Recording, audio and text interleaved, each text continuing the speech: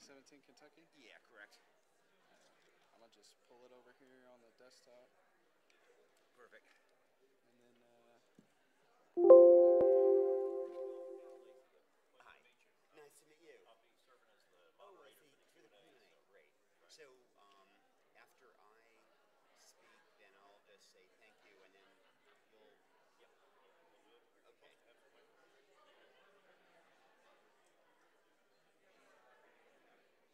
alright, so got the, it's gonna show on this monitor, or it should,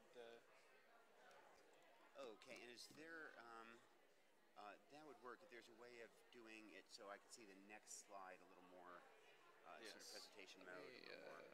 Obviously, that'd be great. Do that real quick. Oh, perfect. That's So, perfect. and then, those will have to be flipped. This is the monitor that's gonna be showing up here. So. Oh, I see. So, okay, can we... I'm not actually going to speak from the podium, so if we can slide this over or something so I could... Okay. Let's see, how do you have the presentation mode? That was perfect. Yeah. All right, and then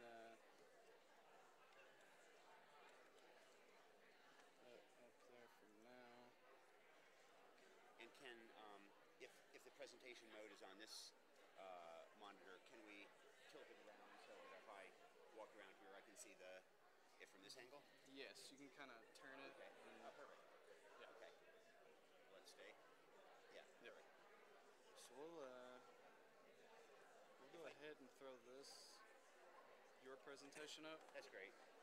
And then and if I put this on now, is it muted or? Yeah, it's muted. Okay. So I'll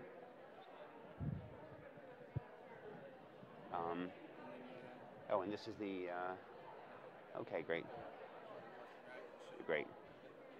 Great. Great. And then once you're ready for it to display, just hit that red button right there. When it says muted. And then it'll show up. Oh, okay. I mean, for that matter. Okay with it showing right now. What is that? That's the first slide, yeah. Well,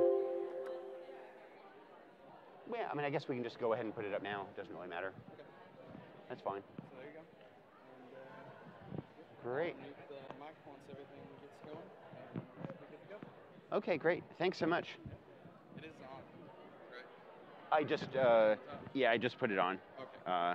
Just but sure. yeah. Don't turn them on, yeah. Okay. Great. Thanks a lot.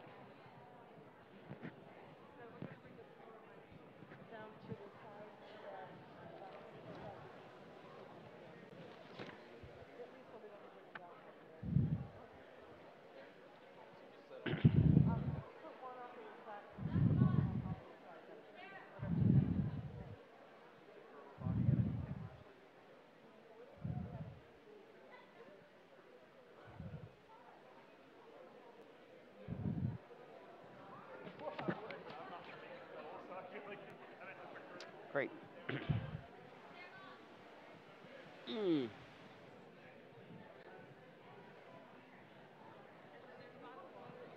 Right. Yeah, perfect. Help yourself to that. Oh, and is there there's no clock visible from the podium, is there? A what? There's no clock visible from the podium. Doesn't look like it. Okay. Doesn't look like it. That's what actually. I should end at so I should speak for about 35 minutes, presumably. Yeah. Is that right? And so I'll so presumably after an intro I'll start it. I'll show you where there's one here on the Oh, is there? Oh, okay, great. Okay. Does that work? That's perfect. Okay. That's perfect. Good. Okay. And then we got the mics both over here. Just going to stand up and say, hello, welcome everybody who sponsored the event. Then Right. Provost is going to introduce you. Okay. And then it's you. Okay. And then Carl will moderate the Q&A. Right. He's good at that. Okay. So I should, so Did you see assuming it come that on here? I begin about And then, 6:10, I should end about 6:45. No. It should be pretty. Okay. That sounds good.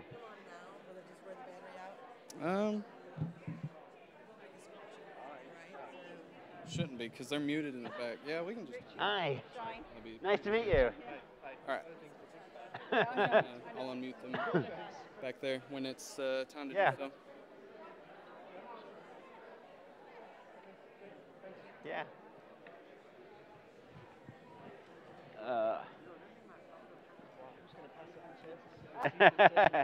Yeah, exactly.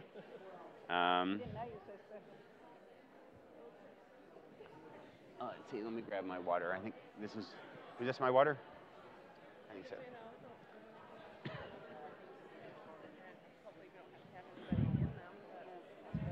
But we've already tested. We can see the screen. Good. And the volunteers are ready. You know what you need.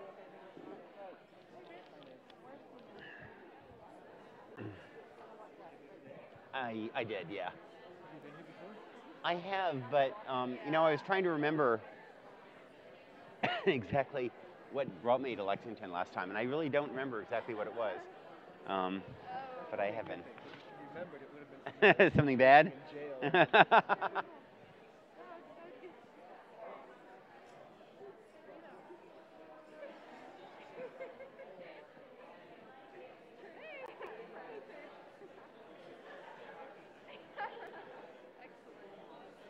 You're so good at remembering that.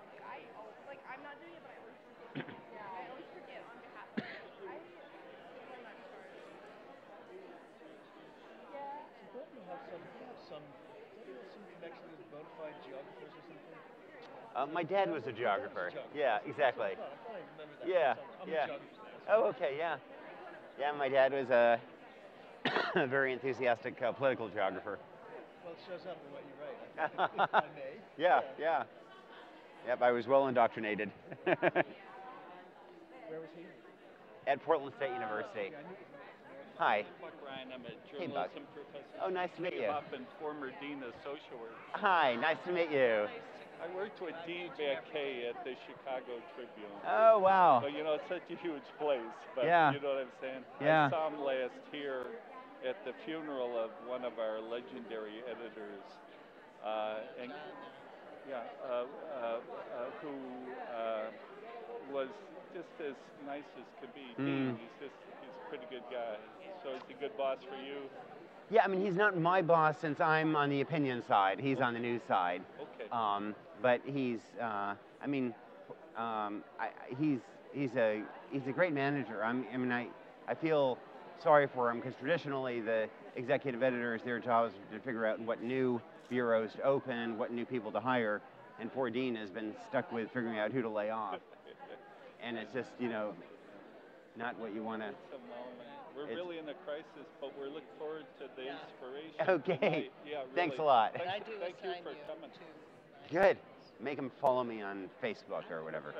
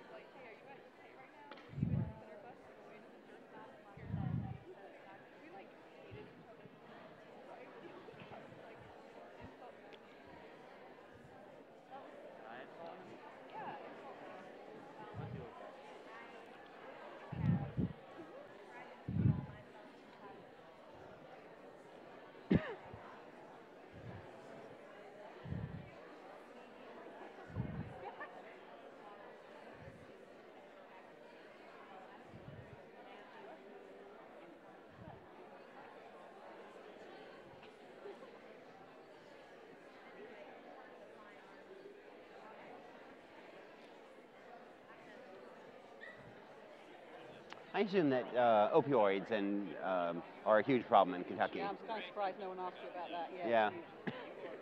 Massive. Yeah. Massive and pervasive. Right. Right.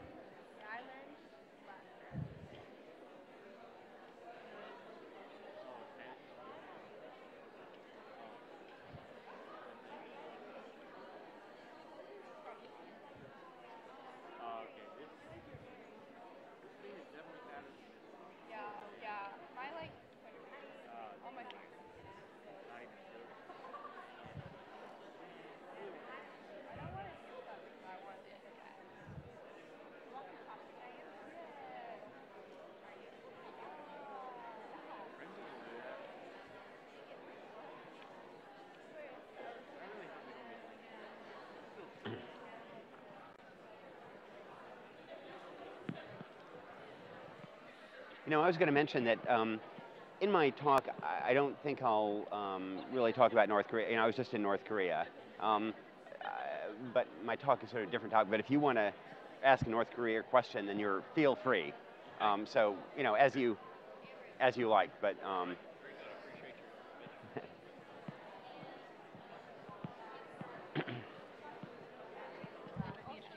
The president's wife. okay.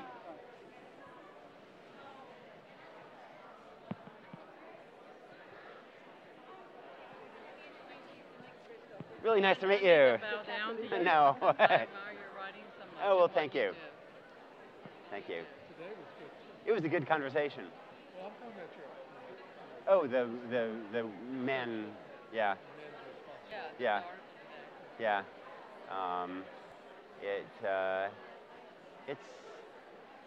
It's interesting. I mean, I got a certain amount of pushback from that. I mean, which I guess is to be surprised, not to be expected, but. And that's what you're there for. Yeah, exactly. Yeah. Yeah. Tell me the story behind the panda bear. So I think it's the World Wildlife Fund. I think it's their tie, but this morning at 4:30 a.m. I was reaching in my closet for a necktie, and What came out? this is what came out. And I think it's you know, at 4:30 a.m. it was bright, and so it got my eye. As long as it woke Exactly. But I think it's World Wildlife, WWF. Is that World Wildlife Fund? Yeah. Can I ask you a quick question? Yeah. So I overheard you talk to Carl about North Korea. Yeah. I was going to mention that you just Yeah. returned. Is that okay? Oh, yeah, absolutely. Okay. Yeah, That absolutely was gonna fine. be a part of my remarks. I just That's wanna make fine. Sure I didn't put you in a place. You Not didn't at all. need to. Not at all. That's fine. Okay. Great. Yeah, Thank okay.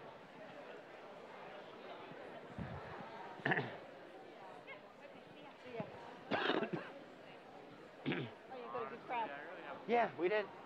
It's Yeah. nice to see so many students too. Yeah, especially in middle of midterms. It really is the midterms right now, so that's great. Yeah. You see how tired Ben was. So I ate early with my brother at like 11:30. He's an interesting student government president because he's not your typical, you know, wannabe lawyer or politician guy. He's, you know, got other things on his agenda that is very, very good. He's very articulate, Ben, and Richie likewise. It's so impressive how much they raised. Golden Matrix Fund. Yeah.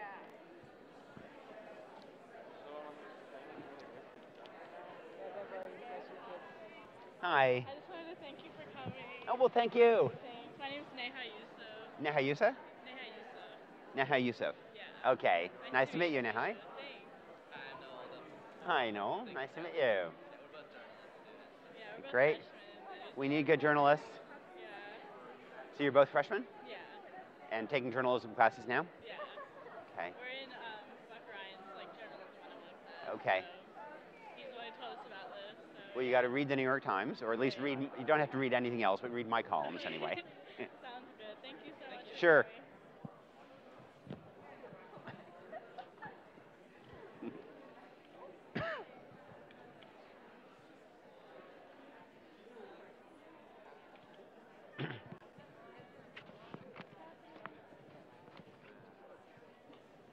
My phone for the real time. I'm sorry? I have to look at my phone for the real time. Oh, yeah. It's like I was doing this, but I see. no. Ah.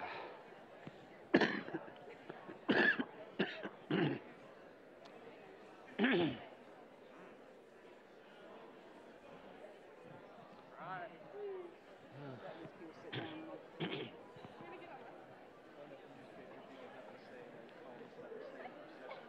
I write about race in the American landscape. I do that with broad theoretical sense. That's called locally based. So for 20 years, I actually write newspaper cover to cover every Oh, wow. where I feel like I don't That's know great. what's going on, Yeah. right? And that's, I don't know what's going on around me. So what is your discipline? I'm a geographer. Oh, okay. Right. And you did your degree you did your PhD in geography, or? In geography, yeah, at Syracuse. Oh, okay. How many departments around the country have doctoral programs in geography? Most of the major land grants. Yeah. It's become a land grant discipline. I see. Good evening. Good evening. Hello, everybody. It's great to see you all here this evening. My name is Sue Roberts, and I'm the Associate Provost for Internationalization. It's my pleasure to welcome you all here this evening. In a moment, I'm going to turn this over to our Provost, who will introduce the speaker. After we've heard from our distinguished guest, there will be a period for questions and answers, and that part of the program will be moderated by UK's Carl Nath. I would like to acknowledge the campus units that made tonight's event possible. It was made possible by sponsorship from the Office of the Provost, the University of Kentucky International Center, the Gatton College of Business and Economics, the College of Arts and Sciences, and the School of Journalism and Media in the College of Communications and Information. Now I will give the microphone to Dr. Tim Tracy, Provost of the University of Kentucky.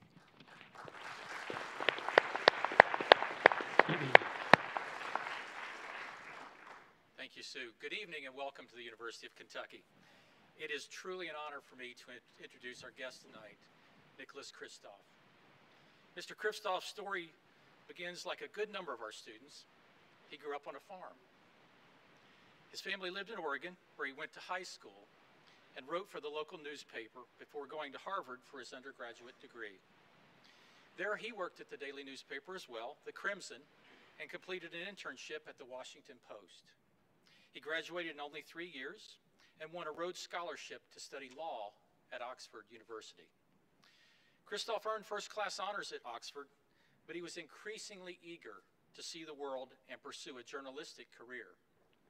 On his first vacation, he headed to Poland, and when the communist government of Poland declared martial law to suppress the Solidarity labor movement, Kristof contacted the Washington Post and began filing stories. On another trip, he backpacked across Africa, writing articles to support his travels. After completing his law degree at Oxford, he went to the American University in Cairo, Egypt, to study Arabic. And when he returned to the United States in 1984, he joined the New York Times as an economic correspondent. He's lived on 4 continents, reported on 6, and traveled to 140 countries, all 50 states, every Chinese province, and every main Japanese island, and most recently returned from North Korea. In 1990, Mr. Kristof and his wife, then also a Times journalist, won a Pulitzer Prize for their coverage of China's Tiananmen Square democracy movement. He won a second Pulitzer in 2006 for commentary on what the Pulitzer judges called his graphic, deeply reported columns that, at personal risk, focused attention on genocide in Darfur and that gave voice to the voiceless in other parts of the world. These are two awards among many recognizing his distinguished career. As his reporting shows, Mr. Kristof's voice is an important one, informing his readers about events near and far that are shaping the future, not only of individuals, but communities, countries, and world regions. And that relates to what happens on this campus every day. The University of Kentucky, as a land-grant university, has a special mission to take the insights from the diverse research, scholarship, and creative works we incubate and share them with the public. Improving the well-being of Kentucky's citizens means creating a deeper understanding of the many complex ways lives in this state are affected by disruptive global tides. That's why events like tonight's are so important. This evening we have the honor of hearing Mr. Kristof's distinctive perspective. And as you listen tonight, I would challenge you to take that a step further. Reflect on how you can apply these principles to your own work. Please join me in giving a warm Kentucky welcome to one of our country's preeminent journalists, Mr. Nicholas Kristof. Thank you so much. Thanks a lot.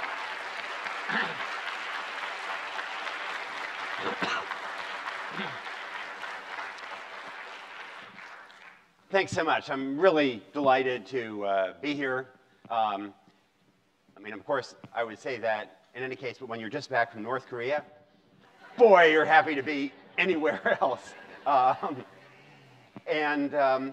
And now I understand that it is midterm time here, so I was expecting an empty house, and here I see all these students who evidently are incredibly well disciplined and have done all their work ahead of time, or incredibly self-confident, or incredibly foolhardy, or anyway, I'm really glad you have escaped the libraries and have turned up. And I wanted to talk to you about, in a sense, how one can try to make the world a little bit of a better place. But I also want to compliment you on your own efforts. I was talking to Ben and Rich earlier, right before this, about the Golden Matrix Fund, and Rich, correct me if I'm wrong, $11 million raised over 12 years for pediatric cancer here at UK. Last year, 1.4 million. Is that right? 1.7, okay. See, I'm understating your achievements, yeah.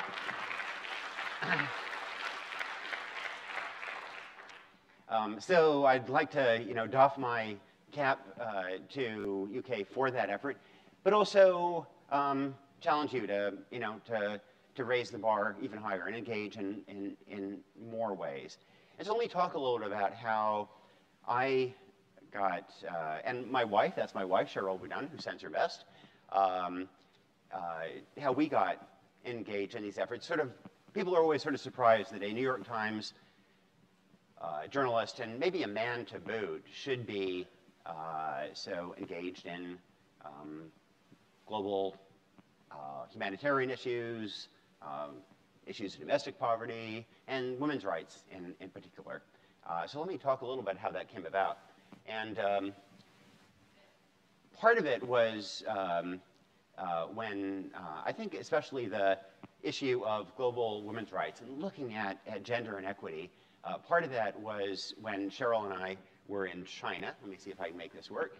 There we go. That's Cheryl and me in Beijing, in Tiananmen Square, a few months ago. Well, that wasn't very polite.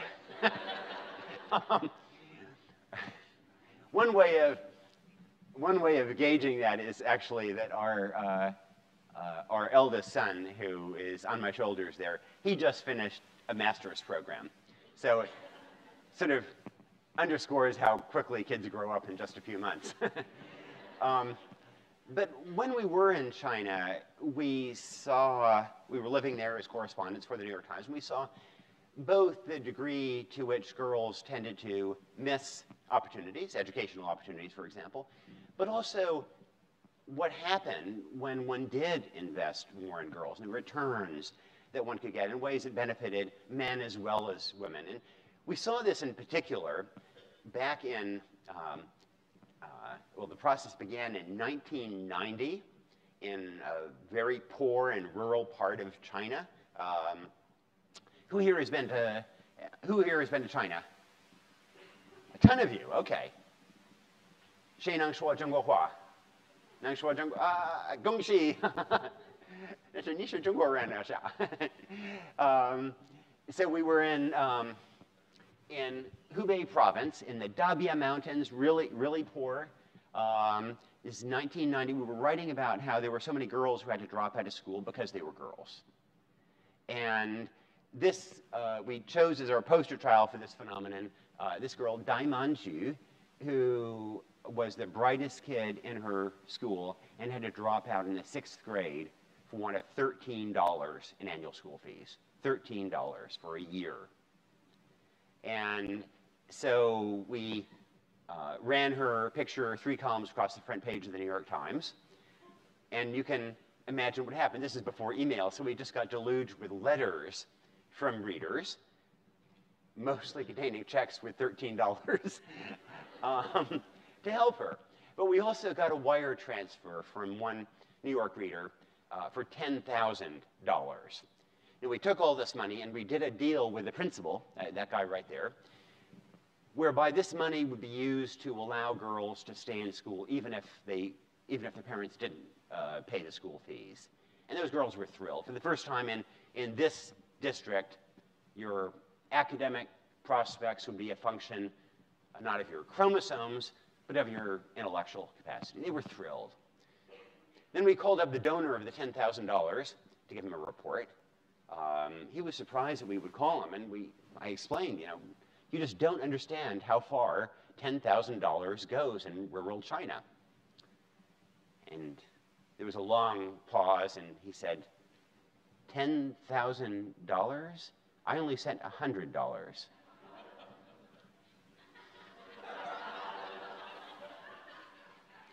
Well, it turned out that he had attempted to wire $100. The bank had had a little problem with that tricky little decimal point. We figured the banker was probably later put in charge of mortgage-backed securities. But we didn't know what to do. We couldn't imagine going, we figured at the end of the month, end of the quarter, the bank is going to find the error, and then they're going to try to claw this money back. And meanwhile, we have just promised these girls that, now they're finally going to be able to get a chance at a real education. We couldn't call them up and say, oh, sorry, all a banking error in New York. So I'm a little embarrassed about what I did next. I know there's some journalism students here. Who's studying journalism? Okay. Please ignore don't learn, don't emulate what I did. So I called up the chief spokesman for the bank, who I knew. I knew him from other interactions, and I explained exactly what had happened. They'd made this error. As a result, these girls were going to get a real hope of a great education. And then I let slip the fact that I was working on a follow-up article. And I said, now, on the record, are you going to try to get that $9,900 back and force all these girls to drop out of school? And he didn't miss a beat. He said, on the record, we're delighted to make a donation of the difference. Well, that was 1990. And if those of you who studied economics, this is a great natural experiment where there were all these villages around there that were all very similar. And obviously all of them since 1990 have prospered, have improved in education, have improved in 1,000 ways. But this one village had this one different variable, that it got this infusion of money to pay for girls' education back in 1990. And so we've been back periodically over the years. And well, Dai Manju herself became the first person in her family to graduate from elementary school, from middle school, from high school, then earned an accounting degree, joined an accounting firm in Guangdong province in the south. A dozen years later, started her own accounting firm, sending money back all the while. And so many other girls who otherwise would have been working in the rice paddies ended up with a good education in ways that benefited the entire village, not just those individuals. And so you go back, and while all the villages in the area have been transformed, this village has really been transformed substantially more than the others, all because of that one-time banking error back in 1990. And to us, it really was a lesson in the returns that one can get from educating girls and then bringing those educated women into the formal labor force.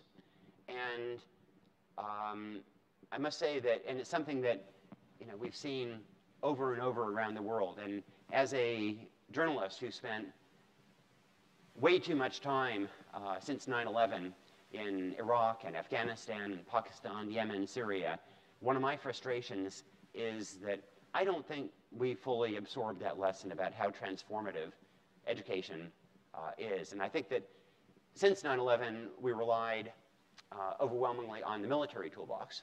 And the military toolbox is essential. You need it. But I think we underinvested in the education toolbox and the women's empowerment toolbox. And they're not magic wands, but we've had 16 years since 9/11, and that's a long enough time that I think we would have seen returns in terms of not just economic prospect, but also less violence, if you will, in in some of these societies. And the trade-offs are enormous. For the cost of deploying 1 US soldier for a year, you can start about 40 schools and fund them with operating costs for several years. So there's an enormous trade-off. And it has always struck me in reporting in these places that this is something that extremists understand intuitively. You know, why is it that the Pakistani Taliban shoots Malala in the head? Why is it that the Afghan Taliban throws acid in the faces of schoolgirls? Or that Boko Haram in Nigeria kidnaps more than 200 schoolgirls? It's because they understand that the greatest threat to extremism is often a girl with a school book. And I don't think we have fully absorbed that lesson ourselves. So one of the lessons we learned was just the enormous returns from investing in girls. But I must say that another thing we saw was just how often really grim things happen to girls, again, because they're girls. One of the issues that in particular just really came to haunt me was human trafficking and sex trafficking. And I first encountered this in Asia, particularly in Cambodia. This is a brothel in Cambodia. The girls, in many cases, are kidnapped in rural areas, locked up in the brothels. And I mean, the first time I encountered it, it just felt like 19th century slavery, except the girls were dead of AIDS by the early 20s. It felt profound. It was really haunting. Then in 2004, I did something that raised a lot of eyebrows in the journalistic community. You know, we're supposed to be observers, not to get involved. And I ended up buying 2 girls from their brothels. This girl, Sreenet, from one brothel, paid $150 for Sreenet, and $200 for Sreemum in the white blouse. And then worked out a deal with an aid group and to return them to their families and help them with jobs. But what really struck me about this was that when I bought them, I got written receipts from the brothels that sold them. It was like, you know, buying a car and getting a title or something. I mean, when you get a written receipt for buying a human being in the 21st century, truly something is profoundly wrong. And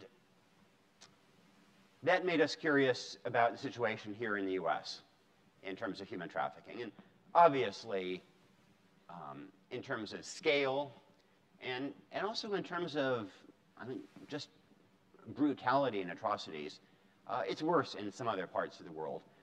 But we also have a huge problem here in the US in terms of sex trafficking. And we don't have the moral authority to tell other countries to clean up their act unless we make some kind of greater effort in this country. And in particular, I think there's often a misperception this is just about foreign women being smuggled into the US. And that is indeed a real problem. But the biggest problem is often young teenage girls in this country who are, maybe she's got a difficult relationship with her mom. Maybe her mom's boyfriend is hitting on her. She runs away, goes to the bus station. The only person looking out for her there is a pimp. And then what drives me up the wall is that traditionally in the US, the police have gone after and arrested the girls, these victims, and not the pimps or the Johns. And this is a woman called Shauna Goodwin who is now fighting trafficking. But at 13, she herself was trafficked. To make sure she didn't resist, she was injected with heroin to kind of put her to sleep the first time she was sold. And a violent pimp controlled her. Shauna was arrested 158 times, and her pimp never. That just should not happen. And there are no easy ways to address this problem. It's a hard problem. There are no perfect solutions. But going after pimps and Johns will at least reduce demand And if there's less demand, there'll be less supply as well.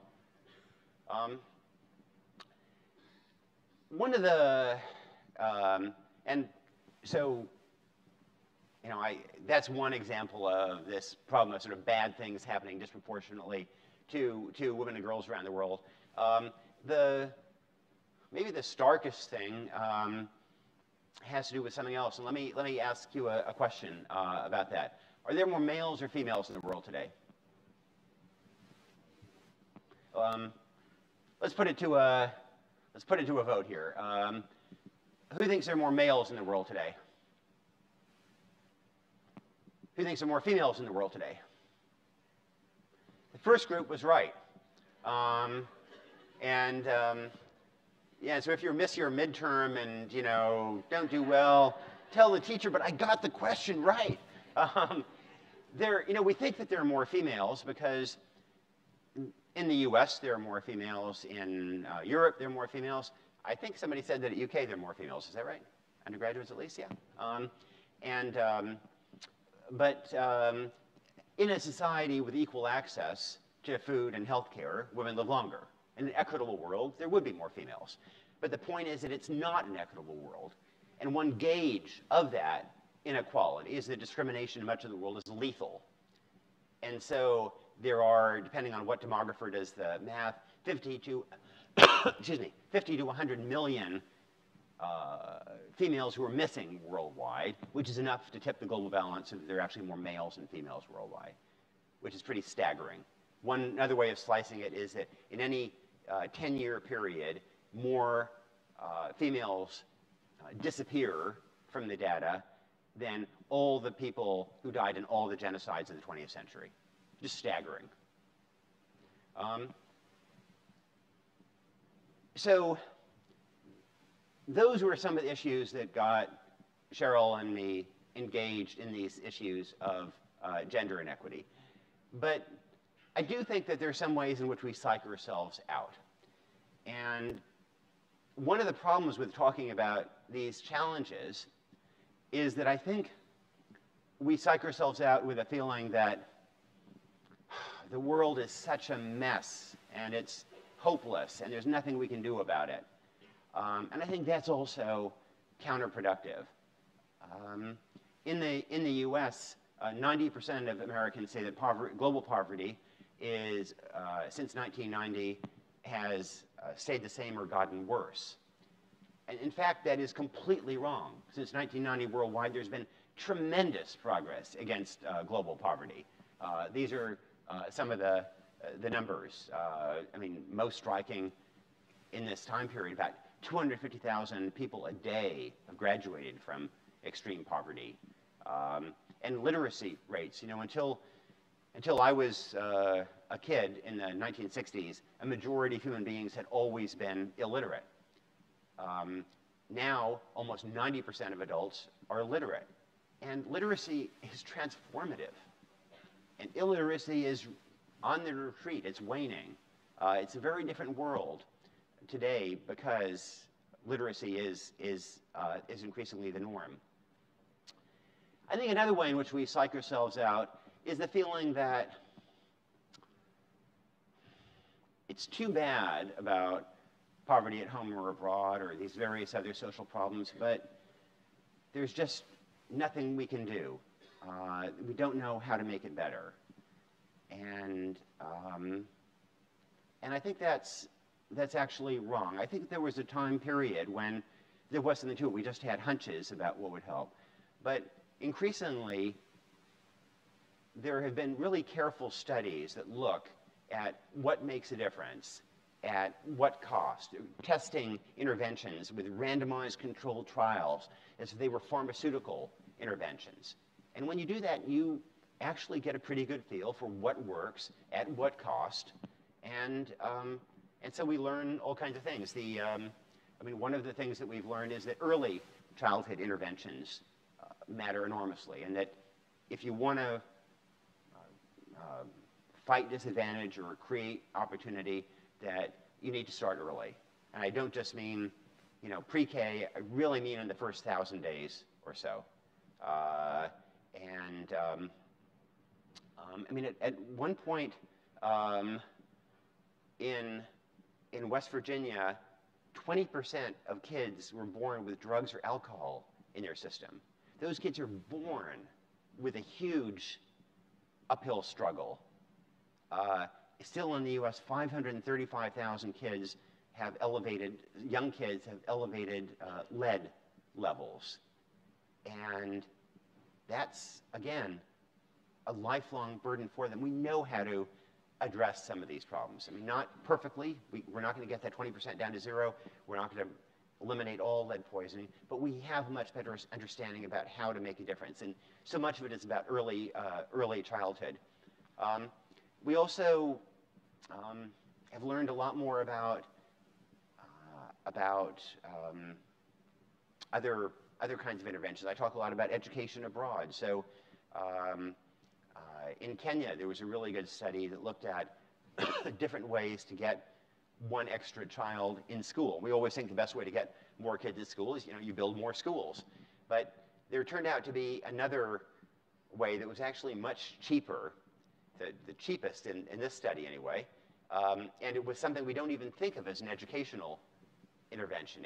It had to do with, any guesses? It had to do with a medicine that I'm guessing would be found in many of your homes, but that none of you or very few of you have ever taken. How's that for a riddle?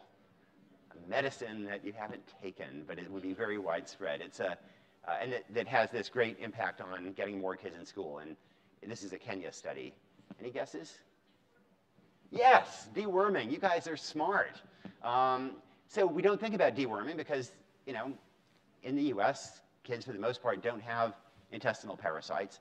Actually, American kids used to, and then 100 years ago, the Rockefeller Foundation began to deworm American kids, and it turned out that all of a sudden they were doing dramatically better in school, because if you've got worms in your gut, then nutrition is going to the worms, not to you, and you're also anemic.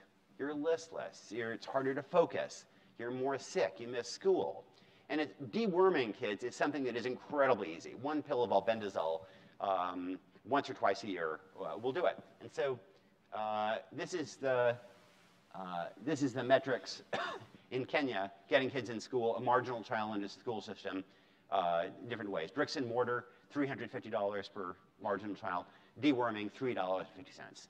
And so that's sort of an example of some of the innovation where we're learning about how to do things differently. In this country, we're learning that one of the ways to break cycles of poverty is something else, and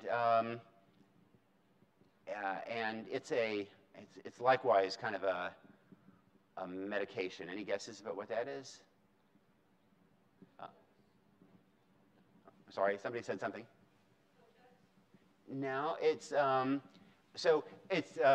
birth control, family planning for at-risk kids, and the numbers. So actually, teenage pregnancy has been a huge success in the U.S. It's come down dramatically since 1991, which was the modern high. About 60% down since 1991. Huge social progress, but still a huge gulf compared to Europe. American kids and European kids have sex at about the same rates, as far as we can tell from surveys. Yet American girls get pregnant and have babies 3 times as often. And there's pretty good evidence. There was a very good study in St. Louis that when you help at-risk teenage girls who don't want to get pregnant avoid pregnancy, it's a huge benefit to them. They're more likely to stay in school. They don't drop out. Then they're more likely in their 20s to marry, to form families, to have kids in the context of those families, and it saves money several times over.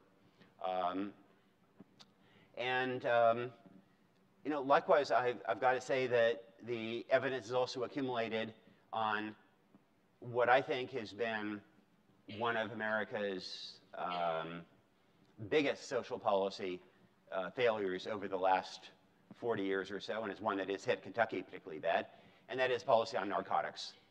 And I was struck that I was reporting on this recently in Portugal because back in the 1990s, both the U.S. and Portugal were facing real problems with opioids and figuring out how to address them. And so the U.S. moved to a criminal justice policy and harsher policies, mass incarceration. Since 1970, we've increased incarceration rates 7-fold. And Portugal did the opposite. They essentially abandoned using the criminal justice system to treat users, and they addressed addiction as a public health issue. So in Portugal, the possession or purchase of small amounts of even hard drugs is not a criminal offense, but you're then steered to treatment programs. And so now, you know, nobody knew whether that would work, and there were a lot of debate. But in fact, Portugal, heroin addiction rates are down 75% in Portugal since that time. And Portugal has the lowest rate of overdose deaths in Western Europe at this point. Meanwhile, in the US, as you know, 64,000 people died last year of overdoses. 64,000. More people than died in Vietnam and Afghanistan combined. And I think now there is something of a rethink. But in the US, still only 10% of people who have addictions get medical treatment. Only 10%. And you think of the scale of that cost in human terms, and I hope we will rethink that policy and base it on the best evidence of what has worked in other places, knowing that nothing is perfect, that there are no magic wands, no silver bullets, but that some things work better than others, and that we adopted a policy that has been catastrophic in its effects, I believe.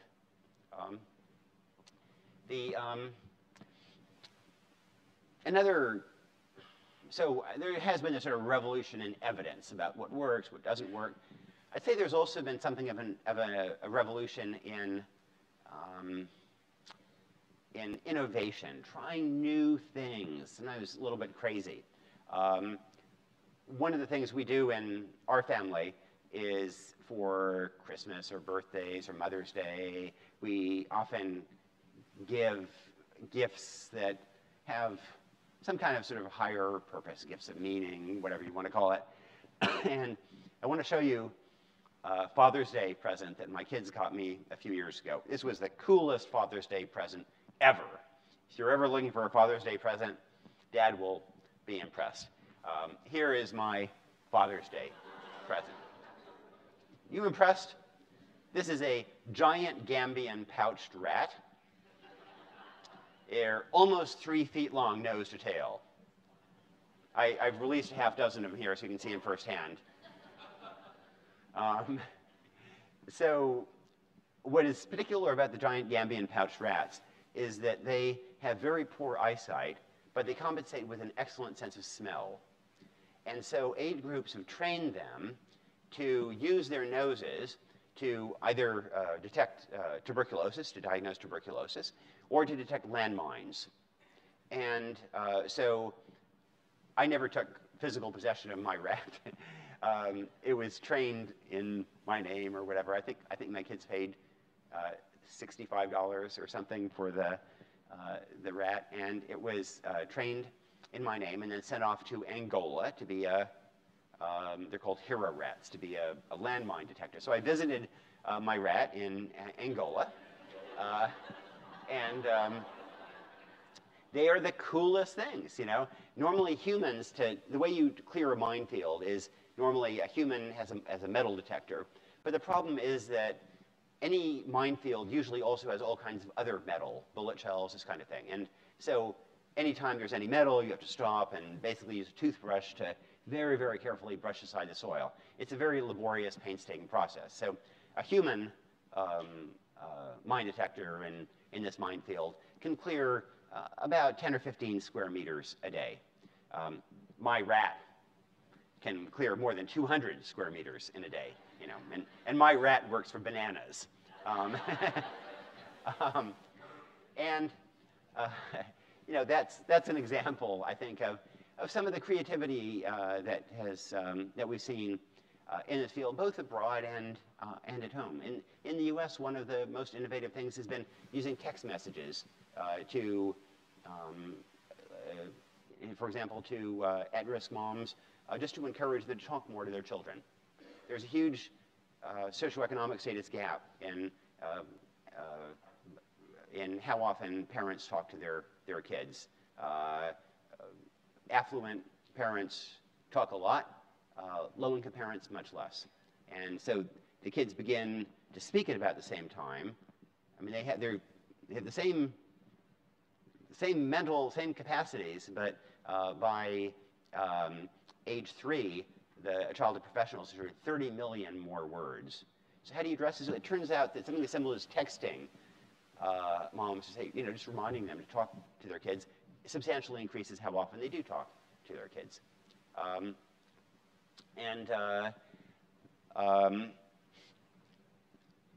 One of my frustrations is that so we have this wave of innovation.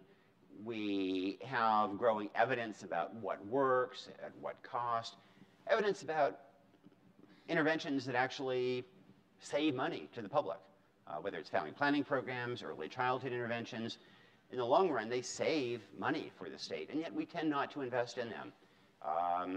Kentucky, I believe, Kentucky was a pioneer in early childhood interventions, and I think there's been some cutbacks in that. And I wonder sometimes why it is that we don't follow through more on the evidence about how to make a difference, how to create opportunity. And I think that part of it is what might be called an empathy gap. And that what we sometimes seem to lack is sometimes not so much the technical solutions about how to help as just the empathy to go and want to try to help. And so what do I mean by an empathy gap? Well, one way of looking at it is that in the US, sort of counterintuitively, the poorest 20% of Americans actually donate significantly more to charity as a percentage of incomes than the wealthiest 20% of Americans. Now, why is that? I mean, wealthy Americans aren't intrinsically any less good or any less compassionate than anybody else. Rather, it's a question of that when you were well off today in a way that was not true a generation ago, increasingly you're insulated from poverty and from need. You live in a nice neighborhood. Most of your coworkers are also pretty well off. And a generation or two ago, you might have had household help that would give you a link to people who were not so well off. That's less likely today. And so if you're insulated from poverty, you know that this is an issue intellectually, but it's not something that you encounter. In contrast, if you were poor in America today, then every day you encounter people poorer than yourself, and confronted by that, you reach in your pocket and you help. And indeed, in America, people who are wealthy but live in economically mixed neighborhoods are substantially more generous to charity than those who live in exclusively affluent neighborhoods. And this issue of this empathy gap, this insulation can also lead to narratives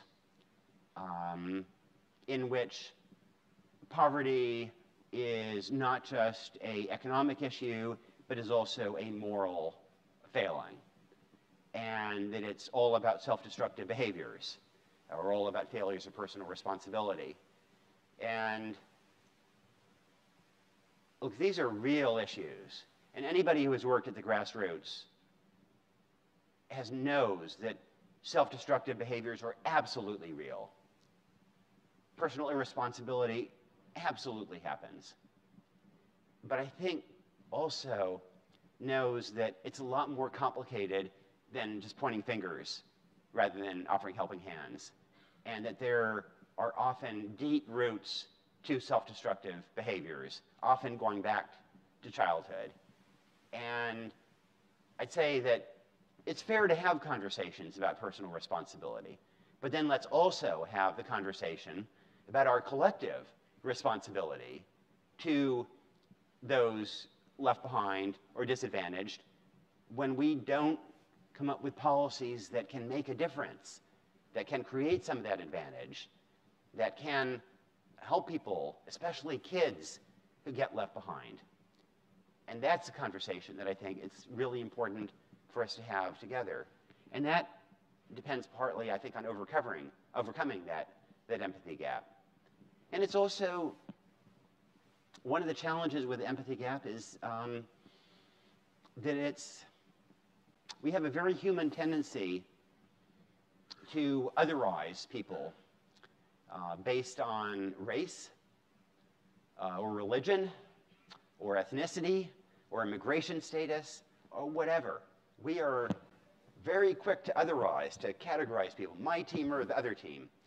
And when it's somebody whom we have otherized, that also creates an empathy gap. And it becomes a little bit harder to bridge that empathy gap and to come up with policies that can help make a difference. And I mean, it is striking right now with the opioid epidemic that finally, belatedly, there is, I think, a willingness to revisit our policies and understand that it's imperative to provide treatment. And also that some of the biggest drug pushers in the world were drug companies, makers of pharmaceutical companies that marketed prescription painkillers in ways that were breathtakingly irresponsible and in some cases illegal. And yet we routinely incarcerated the street corner seller, and meanwhile, you know, if you got 10 people hooked, you went to prison. If you got 100,000 hooked, you got a promotion and ran a company and became a multimillionaire in ways that were profoundly unfair. And I think part of that was that there was a lot less empathy for people with addictions when they were more likely to be African American or people of color. And that now sympathy is increasing in part because they're more likely to be white. And I think it's great that the sympathy is emerging and empathy is emerging, and that we may have better policies as a result. But it's a reminder that this empathy gap, I think, can impede the quality of our policies and get in the way of our own humanity.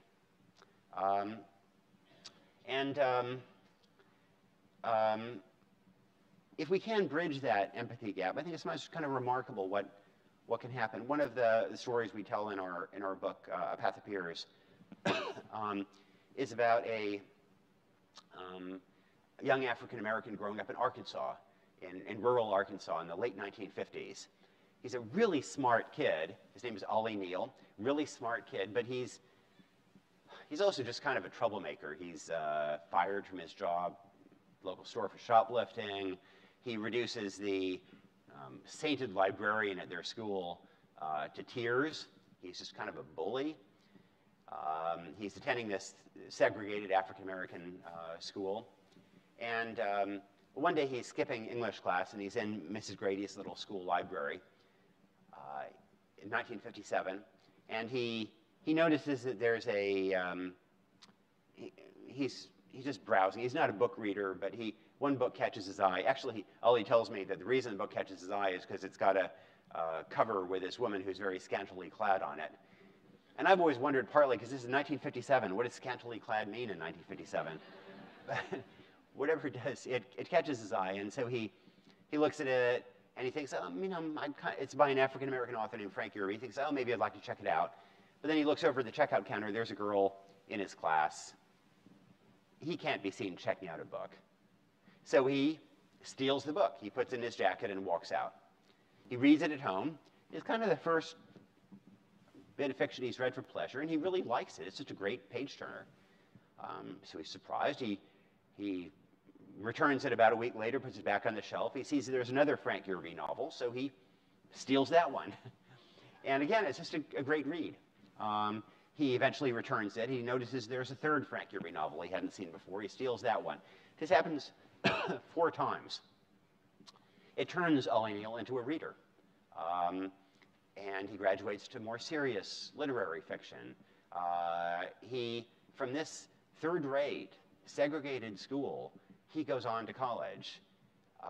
And then from there on to law school, becomes one of Arkansas's first African-American lawyers, a leader in the civil rights movement.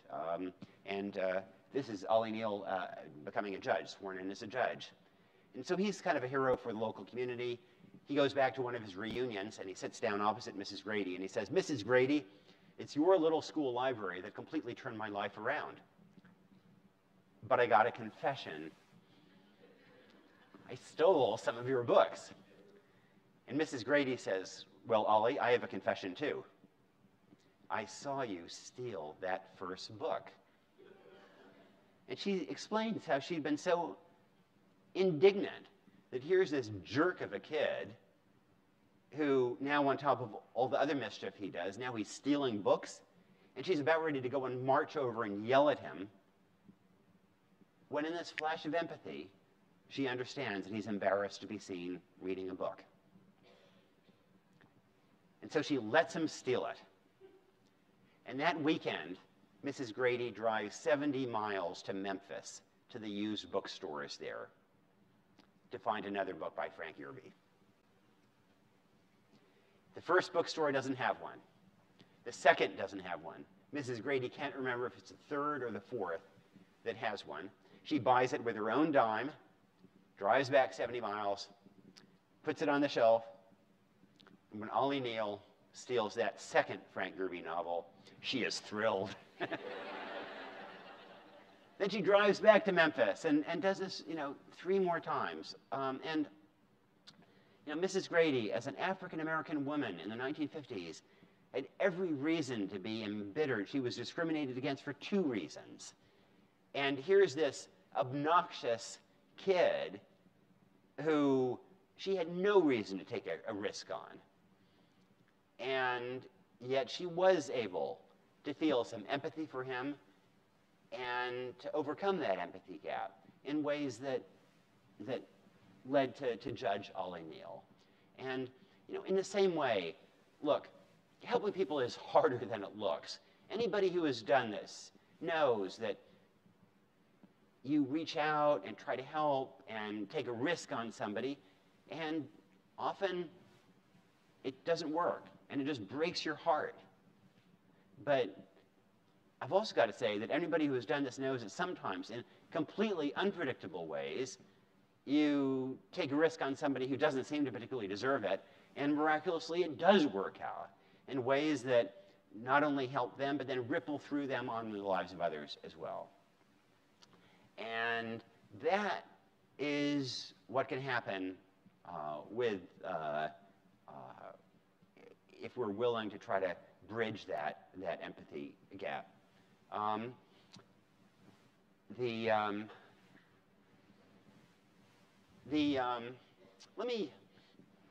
me just, I think we were talking earlier when I was talking with some students and faculty about study abroad, and I think about 15% of students here do study abroad, have some kind of international experience. I really hope that you will find some way to have some kind of to get out of your comfort zone. And that can be studying half a world away. It can also be working in plenty of places right here in the US. It depends a lot on your own background. For me, my life was kind of transformed as a student when I went to Egypt and studied Arabic. And anybody speak Arabic here? This was a painful experience, and I think that's the best kind of learning experience, whether it's study abroad or whether it's some kind of work experience out of your comfort zone. But if it's all works beautifully and perfectly, then something is perhaps missing from an ideal experience. In my case, I'll never forget my first Arabic conversation. As a man, he said to me, "Ismake," which I recognized meant, "What is your name?" And so I thought, oh, well, I'm going to have my first conversation. And I said, "Ismi, my name is." And I thought Nicholas Kristof is way too complicated. So I said, "Ismi Nick." You know where I'm going with this. Well, so he didn't laugh. He just looked at me in horror and backed up a step or two and said again in a more tremulous voice, said, "Ismake?" Well, I knew something had gone wrong, but you know, we Americans, we understand that anybody can understand English if it's spoken loudly enough. And you know, along the same theory, I just beamed and I stepped toward him and repeated more loudly. I said, "Ismi Nick." And he ran away. And well, so how was I to know that? How do I put this politely? So Nick is okay. It's essentially the F word in Arabic. Actually, to make it a little more complicated, it's the imperative. And so this was a difficult name to have in Egypt. You know, American friends would see me across the Babalut market and yell, "Hey, Nick!" And we just about start a riot. But that is the kind of experience that I hope you will have the chance to have at some point.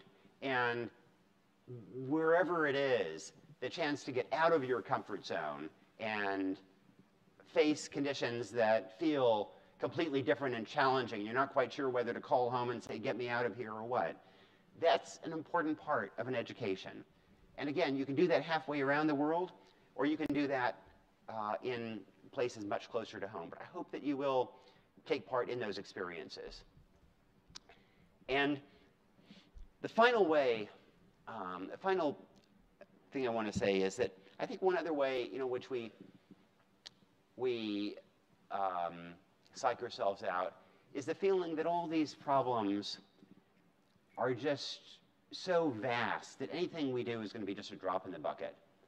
You guys have raised more than $11 million for pediatric cancer. There are still so many children around the country and the world who do have cancer. We're not going to solve that problem here today, in this decade. That Diamond Jew was able to go to school for $13 a year.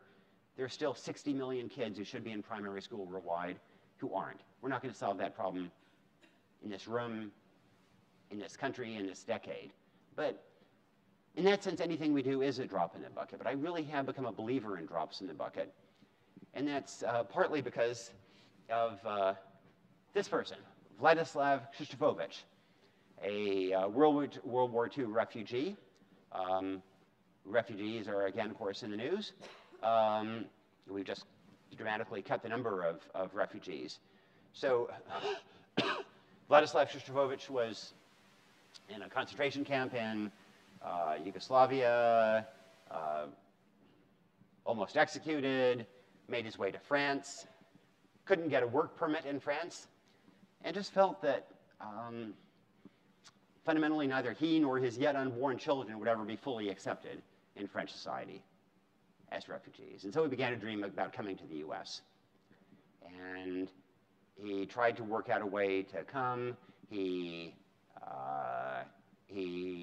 thought he had arranged a fake marriage to an American citizen, which would get him a visa. He had it just about all done, and then that collapsed. But then he was cleaning hotels. Since he didn't have a work permit, any work he was doing was illegal. He was cleaning hotel rooms illegally.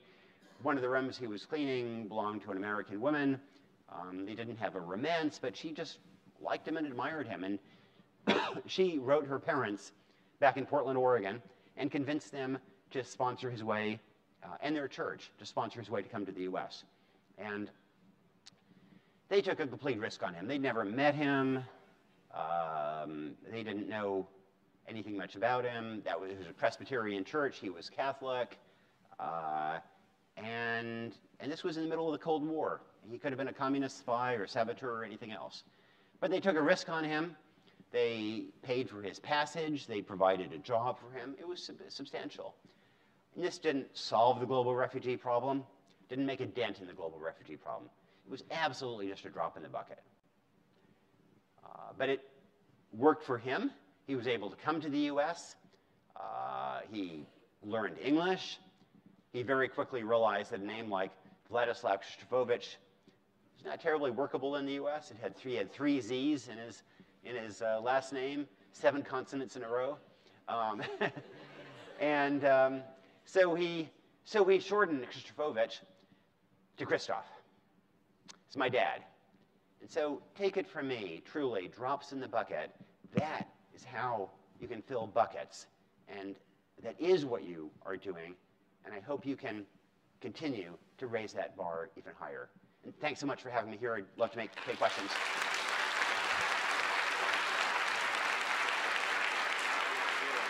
Okay.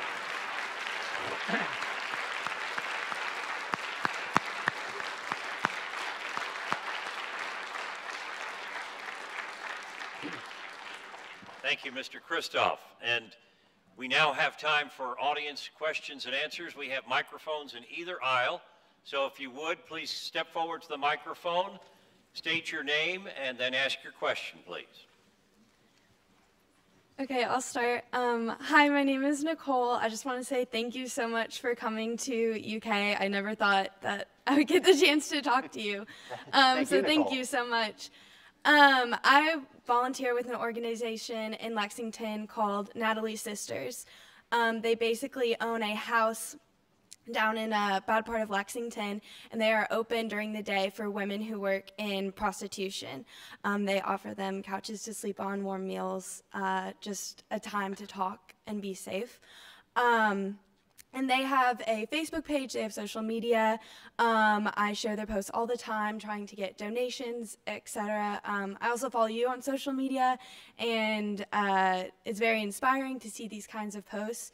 But I was just wondering, in a time when people are like screaming their opinions at everyone on social media, how can you get your posts to stand out and to actually get people interested without just pushing your views on others?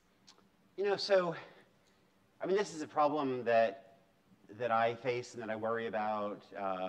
And, you know, we live in an incredibly polarized time when it sometimes seems like everybody is shouting at each other. And it also seems kind of a related problem that we self-select news sources that will appeal to our own biases. Years ago, a media thinker called Nicholas Negroponte warned that in an internet age, we would all effectively have a news product called the Daily Me.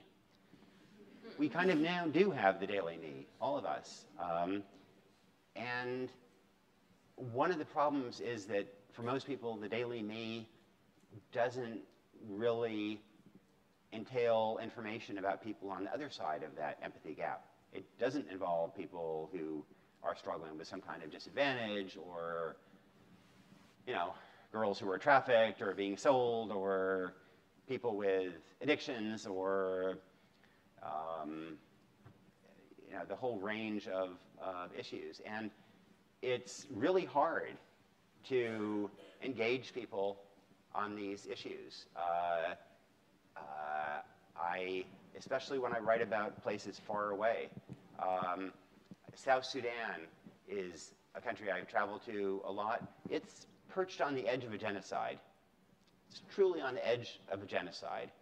And every time I go, it's expensive for the New York Times. It's dangerous. South Sudan has right now banned me from, they denied me a visa, and my wife is thrilled.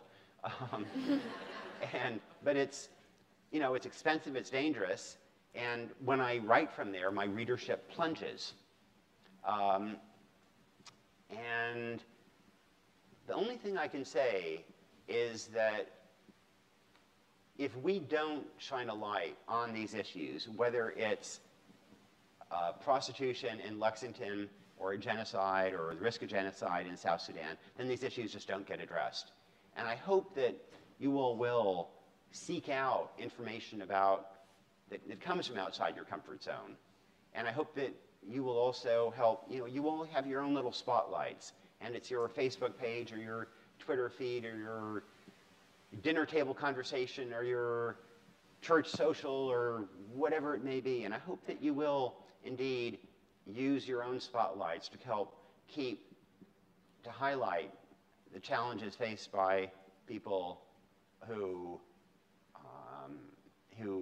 haven't done so well. Because if we don't keep those issues in the light, then they just don't get addressed.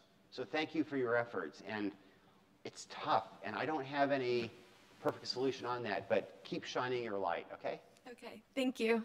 I have a question over on this side of the room.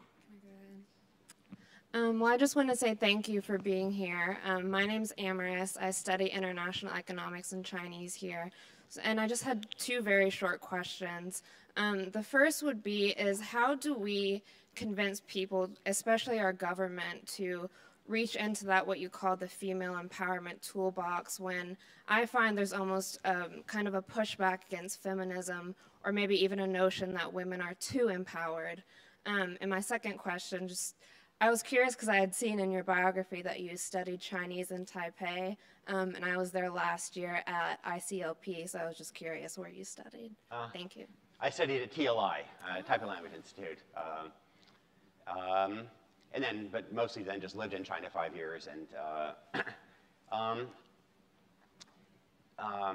so I think that actually on gender issues, I think we're really making a lot of progress, not so much for social justice reasons, but just for practical reasons, because people see that it makes a difference, it works better. So I'm struck that in Afghanistan, I'll be talking to an American military commander, and one moment he's talking about airstrikes on the Taliban, and the next moment he's talking about how to get more girls in school.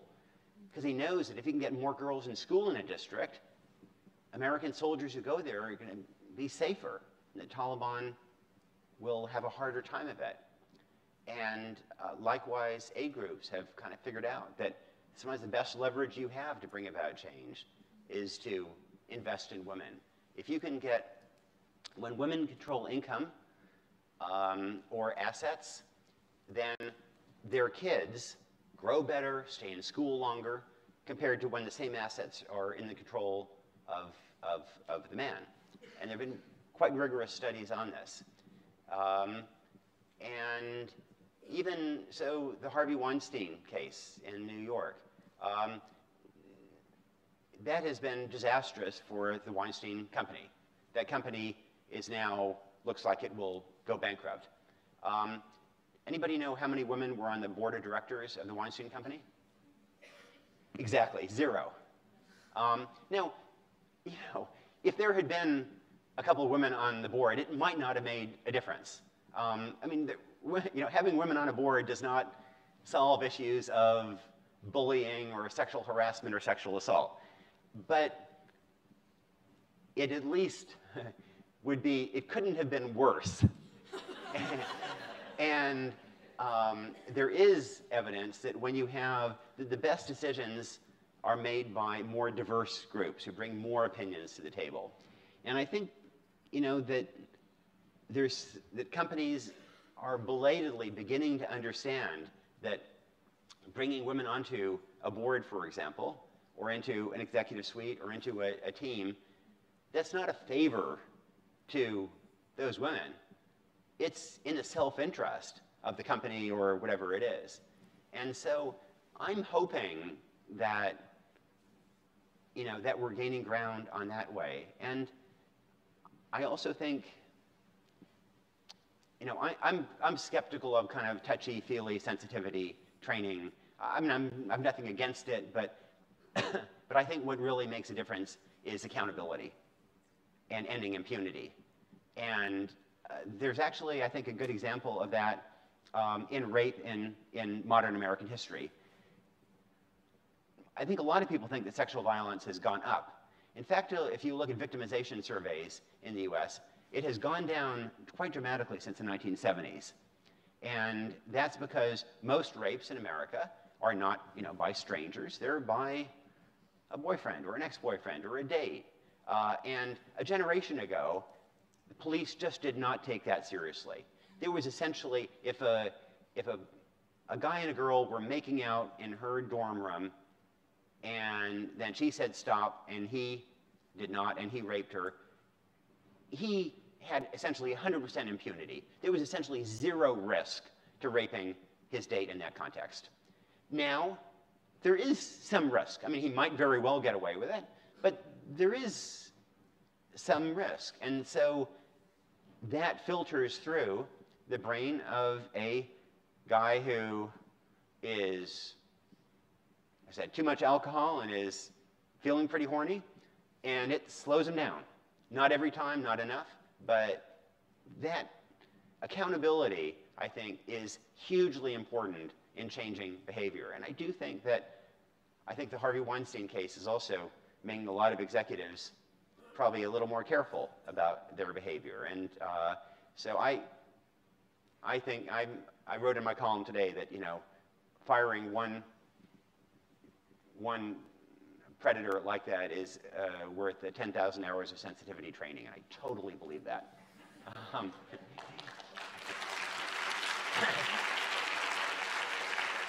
Anyone else have a question? Please step to the microphone. Go ahead. Hi, my name is Sydney Nash. I actually write for the student newspaper here, and I'm a columnist. And I was just asking, as a columnist for the New York Times, how do you balance bias and objectivity in your job? Bias against? Bias and objectivity in your job. Well, so, so I'm an op-ed columnist, so people periodically object on Twitter or something, oh, you wrote a really biased piece, and, that was, you had your opinions all throughout that. And I explained, I am paid to inflict my opinions on you.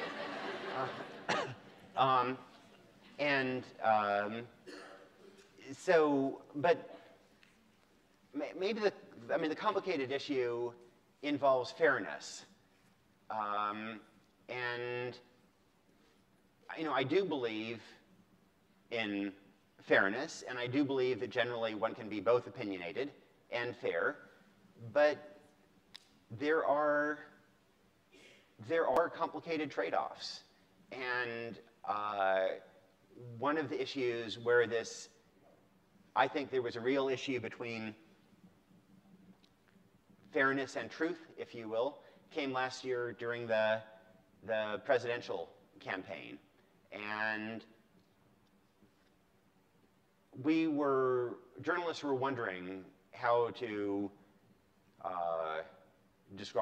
refer to Donald Trump's, at that point, to his comments that didn't bear much relationship to the truth. And traditionally the way we handle that is we quote, President Trump says this, and then Hillary Clinton says that, and, we kind of leave it to readers to decide. And I, over time, felt that was not working. And I felt that partly because in surveys, members of the public said that they felt that Donald Trump and Hillary Clinton lied at about the same rate. And in fact, basically every reporter who was on the campaign trail knew that Clinton deceived at about typical rates for a politician, and Trump was like something we had never come across before.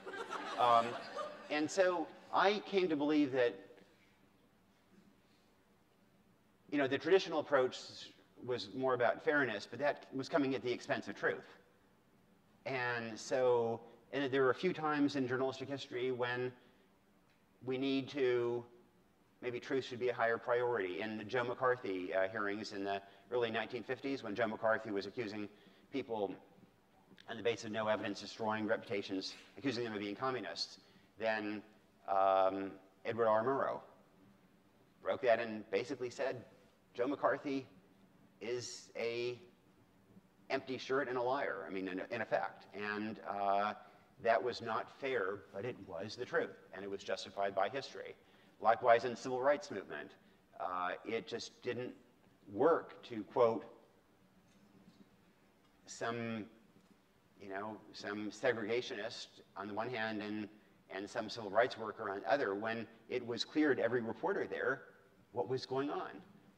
And in Vietnam, it didn't work to just quote from press conferences about how we're winning the war in Vietnam when reporters knew that that was not what was happening on the ground. And so in each case, I think, rare occasions, we have to kind of side with truth as opposed to fairness. And I think that this is one of those times again, but this is obviously enormously controversial. Plenty of people in and out of the news media would disagree with me. And it's an uncomfortable trade-off to have to face. Thank you. We have time for one or two more. Go ahead. My name is Deborah Harlem Bacchus.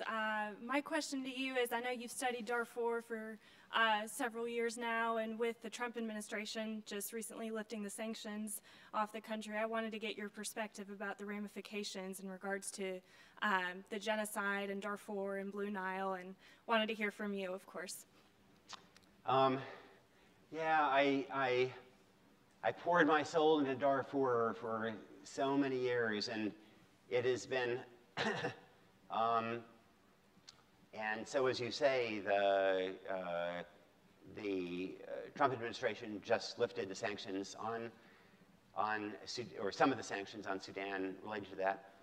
I'm actually ambivalent. I'm not sure that was the wrong decision.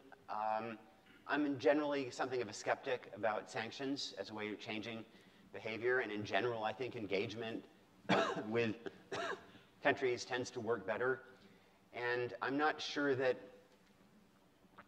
continued sanctions were going to get us further or to help the Darfuri people more, and they were certainly causing some harm to ordinary Sudanese. And so, so I'm somewhat ambivalent. But it's, I think about the people that I met in Darfur, and the first time I went to Darfur, I never thought I would make another trip, but my daughter, I guess, was about 7 then, and Darfur, it's a very arid area, it's desert-like. The only place to get water is these wells, few and far between. And the Janjaweed militia was staying by the wells, and they would, if men would come up to get water from the tribes they were slaughtering, they would kill them. If women came to get water, they would rape them. But kids, young kids, they would sometimes let get water. And so I was staying with these families, reporting, with these families, and they obviously needed water, and they were sending these little kids, including this little girl, the age of my daughter, with a donkey, miles across the desert to the wells, and they were, they were terrified of what would happen to her. And I kept thinking about my daughter, what would I do in that situation? And yet, what else can they do? And so I got back from the trip, and then it's very hard to put that out of your mind when that's happening. And so kind of haunted me, and I made more trips, and then Sudan banned me, and so I had to sneak in illegally, and the various ways. One time, a UN official was flying in. He was just in Darfur for a few hours, but I went in with his plane, and then I missed the plane out. I told him ahead of time, actually, I was going to miss the plane out. So then I was in Darfur without the Sudanese government knowing I was there, and there were still a lot of checkpoints, but I realized that the people at the checkpoints only spoke Arabic, only read Arabic, and there were a lot of aid workers who had these passes, which were in English, around their necks. So I took a piece of string and I put my frequent flyer cards on a string around my neck and got to the checkpoint and waved my United Mileage Plus card. Amazing the respect for United Mileage Plus. And but you know, I mean, at the end of the day, there were hundreds of thousands of people who were slaughtered on the basis of their ethnicity there. And that was a huge international failure. On the other hand, there are hundreds of thousands of people who are alive because the international community, and a lot of young people, frankly, around the US, because they jumped up and down and said this is intolerable, and they raised the costs of murdering vast groups of people. And they didn't raise the cost so high that Bashir stopped it altogether, but they raised it so that he didn't slaughter a lot of people, that I think he didn't finish his job as he might have seen it. And that's, you know, in a difficult world, that's something we kind of can do. We can't solve every problem. We can mitigate some. All right, thank you for the questions. I think we have time for one more. This will be the last question. Thank you. Hi, thank you so much. I really want to ask you about if we're going to go to North Korea. We're going to go to war in North Korea, but I fear that's another lecture. But I have a story to share with you that you may appreciate, and it confirms your what you said about women's education.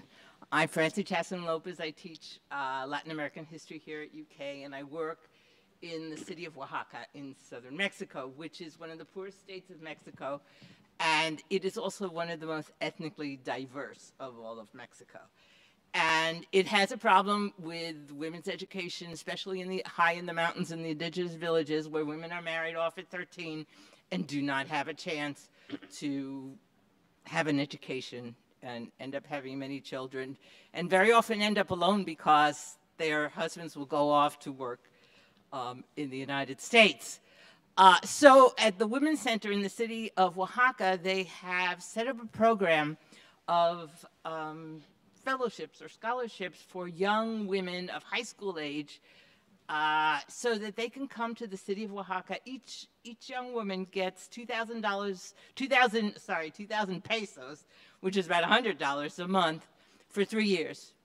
And for that, they have to come to the city of Oaxaca for 1 weekend a month for those 3 years. And they get courses on all kinds of things, from the history to women's hygiene, to violence against women, to photography, for music. And the deal is, after those 3 years, they have to go back and do some project for their village. And they only are allowed to come with permission of the village elders, because otherwise they would be against women getting this education. And they go back and they've done incredible projects in their villages, which have made an enormous difference in their villages. And even some of them have gone on to high school and college and become professionals. So it's kind of a more positive note to end on and to confirm your opinion of women's education. Thank you. Well, ladies and gentlemen, please join me in another round of applause to show our appreciation for Nicholas Kristof. Thanks. Thank you.